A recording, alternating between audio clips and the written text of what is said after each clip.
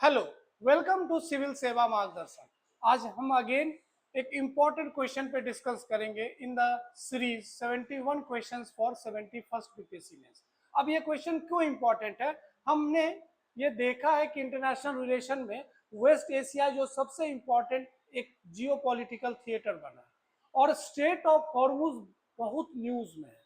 उसको ध्यान में रखते हुए क्या अल्टरनेटिव कनेक्टिविटी हो सकता है? स्टेट ऑफ हॉर्मुज क्यों इतना इंपॉर्टेंट है? और जब हम अल्टरनेटिव कनेक्टिविटी की बात करते हैं तो India middle east economic corridor INSTC क्यों इतना न्यूज में बनकर आ रहा है? तो क्वेश्चन अगर यहाँ पे आने का होगा तो कैसा आ सकता है? The relevance of the India Middle East Europe Economic Corridor and the International North South Transport Corridor has increased significantly due to the strategic vulnerabilities associated with the Strait of Hormuz discussed. तो तीन चार important point हमें यहाँ ध्यान में रखना है कि India middle east economic corridor क्यों इतना इंपॉर्टेंट है, आईएनएसटीसी क्यों इंपॉर्टेंट है और स्ट्रेट ऑफ हॉर्मुज सबसे स्ट्रेटेजिक जोन बनाया हुआ है क्यों इतना इंपॉर्टेंट है। तो ये क्वेश्चन को डील करने के लिए पहले कुछ हमें बेसिक चीज को समझना होगा। जब हम आईमेक को लेकर बात करते हैं, आपको पता है 2023 में G20 का समिट कहां पे हुआ था? तो भारत में हुआ था। और उसी बीच में एक इंपॉर्टेंट स्ट्रेटेजिक कनेक्टिविटी कॉरिडोर को लेकर खूब चर्चा हुआ और उसी का नाम था IMEC, India middle east Europe economic corridor. क्यों इतना न्यूज में था? क्योंकि एक तरीके का चाइना का जो बीआरआई था, चाइना का बीआरआई क्या हुआ? बेल्ट रोड इनिशिएटिव, इसको काउंटर करने के लिए और एक नया अल्टरनेटिव कनेक्टिविटी, क्योंकि रेड सी वहां पे रेबल ग्रुप्स का बहुत डोमिनेंस है और ये लोगों को पता था कि आने वाले समय में स्ट्रेट ऑफ हॉर्मुज भी एक में दिक्कत हो सकता है। तो उसको ध्यान में रखते हुए एक नया कॉरिडोर को लेकर बात हुआ और वो कॉरिडोर क्या है? आईमेक। और ये कब आया था? G20 के समिट में। ये भारत से शुरू होता है और भारत से दूसरा एक अल्टरनेटिव कॉरिडोर बनाते हुए यहाँ पे हम कह सकते हैं यहाँ पे रेल, रोड, ट्रांसपोर्ट, ये सब कॉरिडोर को यूज किया जा रहा है और कहाँ पे जाना है? यूरोप में। तो एक अल्टरनेटिव है और साथ साथ में आईएनएसटीसी को लेकर भी खूब चर्चा हुआ। ऐसा नहीं है कि ये नया है, international north south transport corridor ये 2000 में ये लाया गया था, एक alternative corridor to access central Asia और उसी के द्वारा यूरोप जाने के लिए। तो ये सब अल्टरनेटिव कनेक्टिविटी रूट है जो आज के बीच में न्यूज बना हुआ है, इसलिए क्योंकि हम इसको बाईपास करना चाहते हैं। किसको? तो स्ट्रेट ऑफ हॉर्मुज को बाईपास करना चाहते हैं। और ये बाईपास कैसे होंगे? ऐसे हवा में तो हो नहीं सकता, तो उसके लिए हमको कुछ अल्टरनेटिव रूट चाहिए और वो अल्टरनेटिव रूट कौन सा है? तो पहला आईमेक और दूसरा आईएनएसटीसी। ठीक, अब इसमें क्या इंपॉर्टेंट इंट्रोडक्शन होगा हम उस पर को लेकर चर्चा करेंगे। उससे पहले आप समझिए, जब हम India middle east Europe economic corridor की बात करते हैं, मैंने क्या बोला? 2023 G20 समिट भारत में हुआ था और इसी में इस कॉरिडोर को लेकर चर्चा हुआ था। हम यहां से बात करेंगे कांदला एयर बेसिस से, या जो कांदला का जो पोर्ट है वहां पे यूज कर सकते हैं, या मुंबई का नावा सेवा टर्मिनल पोर्ट। और यहां से ये कॉरिडोर है जिस कॉरिडोर को हम ईस्टर्न कॉरिडोर, वेस्टर्न कॉरिडोर और सेंट्रल कॉरिडोर, तीन कॉरिडोर में बांटा गया। तो यहाँ से ये शुरू होता है, हम कहाँ पहुंचते हैं? यूएई पहुंचेंगे।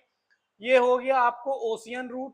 फिर यहाँ से हम सऊदी अरबिया भाया रेल रोड कनेक्टिविटी करेंगे, हम जॉर्डन पहुंचेंगे। फिर यहाँ से हम इटली और हम कहाँ इंटर करते हैं? यूरोप। तो अब कह सकते हैं we can easily over pass the Persian gulf as well as the state of Hormuz. तो एक अल्टरनेटिव कनेक्टिविटी है। अगर उस समय ये चर्चा हुआ और ये एक तरीके से पूरा बन चुका होता तो आज स्टेट ऑफ हॉर्मुज को लेकर और एनर्जी क्राइसिस को लेकर जो बातचीत है उसको भी एक चीज काउंटर किया जा सकता। और इसका जो सबसे इंपॉर्टेंट सिग्निफिकेंस है वो क्या है? To counter China BRI. ठीक, तो ये हो गया आईमेक को लेकर। हम जब आईएनएसटीसी को लेकर बात करेंगे तो ये आईएनएसटीसी कब आया था? तो 2000 में।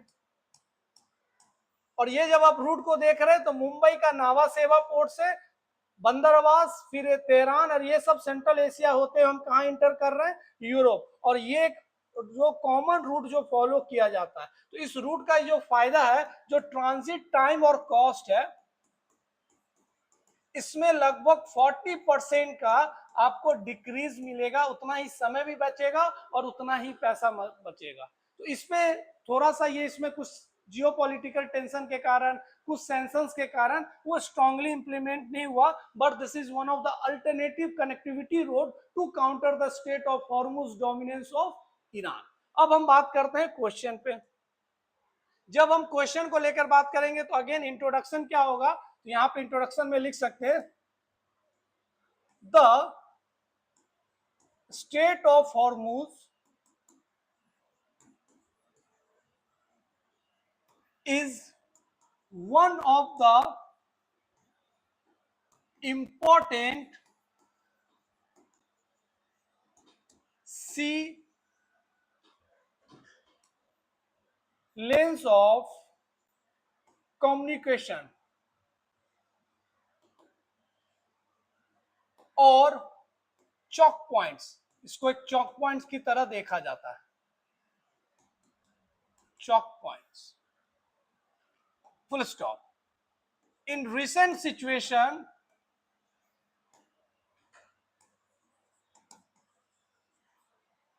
To counter the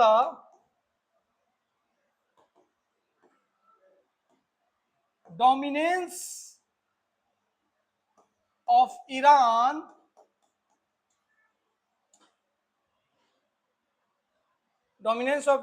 and moving towards alternative sea routes connectivity. So this type of introduction is very important when we deal this question, the state of Hormuz. अब थोड़ा सा इसके स्ट्रक्चर पे बात करें तो ये क्यों इतना इंपॉर्टेंट है स्टेट ऑफ हॉर्मुज। हम जब स्टेट ऑफ हॉर्मुज की बात करेंगे तो अगेन सबसे इंपॉर्टेंट पॉइंट है एनर्जी सिक्योरिटी। दुनिया का 30% जो ग्लोबल ऑयल है या जो क्रूड ऑयल है यहीं से पास होता है। सबसे सेकंड दूसरा strategic importance,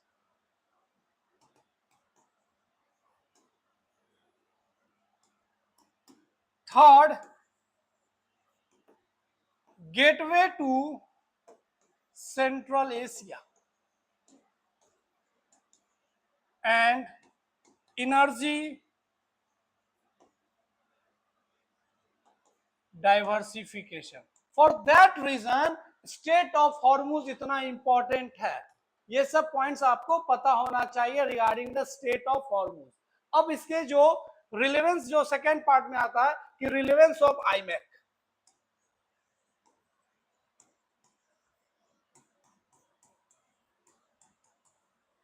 relevance of IMEC क्या होगा, तो अल्टरनेटिव रूट है,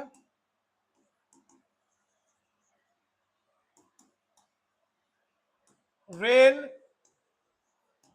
road, sea transport,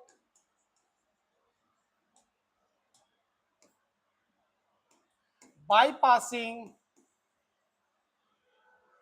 the choke points like Strait of Hormuz, energy new route. So these all are the important relevance of Strait of Hormuz. अब हम बात करते हैं relevance of INSTC। INSTC का क्या क्या रिलेवेंस है, सबसे इंपॉर्टेंट तो ट्रांजिट टाइम एंड कॉस्ट का रिडक्शन, ये लगभग 40% है। Gateway to central Asia, alternative root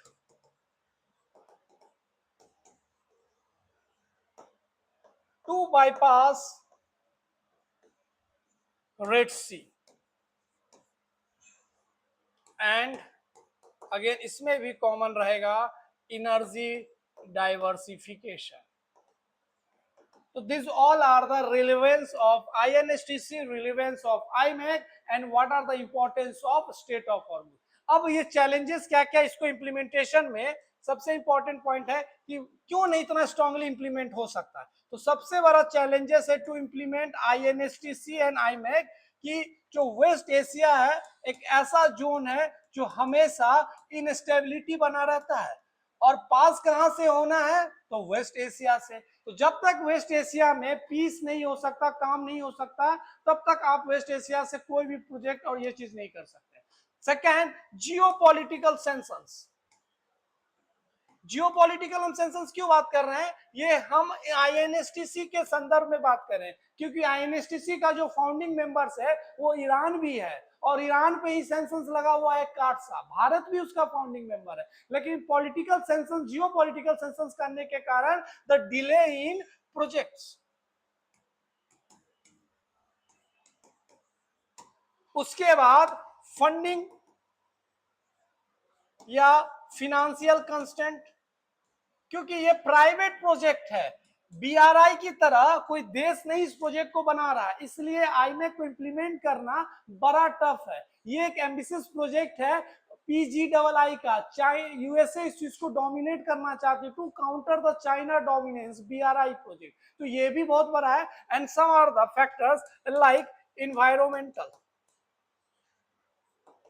as well as technological. तो these all are the challenges जिसके कारण ये अल्टरनेटिव रूट इंप्लीमेंट करने में थोड़ा सा दिक्कत आ सकती है. Now we are moving toward the last section कि आप कंक्लूजन कैसे लिखें. The growing strategic vulnerabilities of the Strait of Hormuz have reinforced the importance of diversified and resilient connectivity corridors. State of Hormuz तो एक तरीके से नया option खोलने की मजबूर कर रहा है, लेकिन उसमें मजबूरी में क्या क्या दिक्कत आ रहा है हम उसको भी चर्चा किए. In this context, IMEC INSTC emerge as a critical alternatives to enhance trade efficiency, reduce geopolitical risk, and strengthen India's strategic autonomy. Together, they are not only ensure energy supply chain but also position India as a key player in shaping emerging global trade architecture. So this type of conclusion लिखना होगा. Again, this is very important topic जब हम waste Asia की बात करें और जब हम अल्टरनेटिव रूट्स की बात करें किसको काउंटर करने के लिए, स्टेट ऑफ हॉर्मुज, तब हमें आईमेक और आईएनएसटीसी को लेकर चर्चा करना होगा. तो this is very important question. ऐसी तरीके से तैयारी कीजिए और ये 71 क्वेश्चंस बहुत जल्दी कंप्लीट होने वाला है to strengthen, to enhance your preparation. हम मिलते हैं नेक्स्ट वीडियो में. अपना ध्यान रखिए. Thank you.